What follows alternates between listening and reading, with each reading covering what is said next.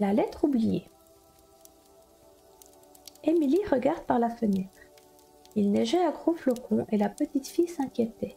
« Dis maman, il va neiger longtemps ?»« Quelques jours, certainement, répondit sa mère. « Pourquoi ?»« Parce que demain soir c'est Noël et j'ai peur que le traîneau du Père Noël ne puisse pas venir chez nous. »« Assure-toi ma chérie, la neige n'a jamais empêché le Père Noël de distribuer ses cadeaux.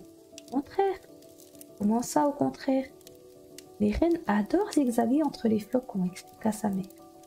Ils volent 2 fois plus vite en s'amusant ainsi. » Émilie acquiesça et rassurée, elle alla dans le jardin fabriquer un bonhomme de neige.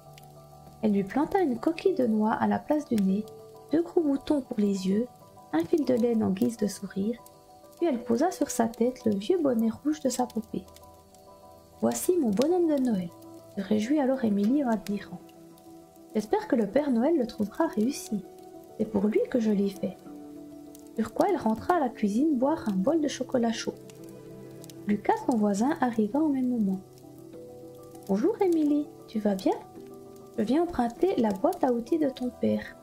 Il a dit au mien qu'il l'a laissée dans la cuisine et que je pourrais la prendre si j'en avais besoin pour mon cadeau de Noël. » La fillette le taquina. « Tu n'as pas encore ton cadeau, Lucas? »« C'est demain soir, Noël. »« Oui, mais je sais que j'aurai ma voiture télécommandée, assura-t-il. Je l'ai commandée dans ma lettre au Père Noël. » Émilie perdit son sourire tout à coup. Elle répéta en bredouillant. « La lettre au Père Noël? »« Bien sûr, et aujourd'hui je vais bricoler un circuit en bois pour faire rouler ma nouvelle voiture dessus. » Sur quoi il s'empara de la boîte à outils et repartit en sifflotant gaiement. Les larmes aux yeux, Émilie courut à sa chambre.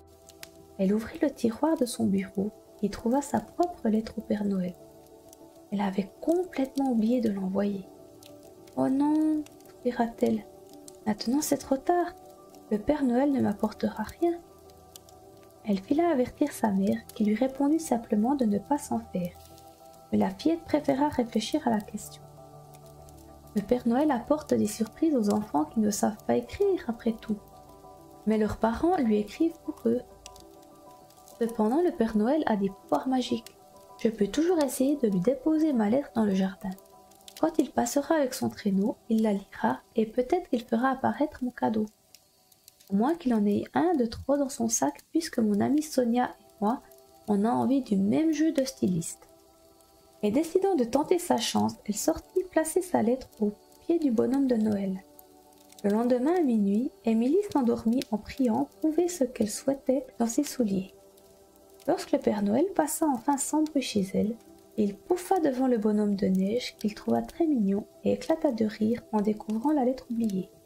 Il la ramassa, dessina quelque chose du bout du doigt dans la neige, puis distribua ses surprises et s'envola peu après.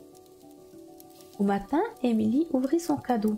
Elle tremblait d'émotion et hurla de joie devant le jeu de styliste dont elle avait tant rêvé.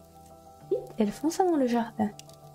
La lettre avait disparu, mais un gros cœur a été dessiné dans la neige, juste à sa place.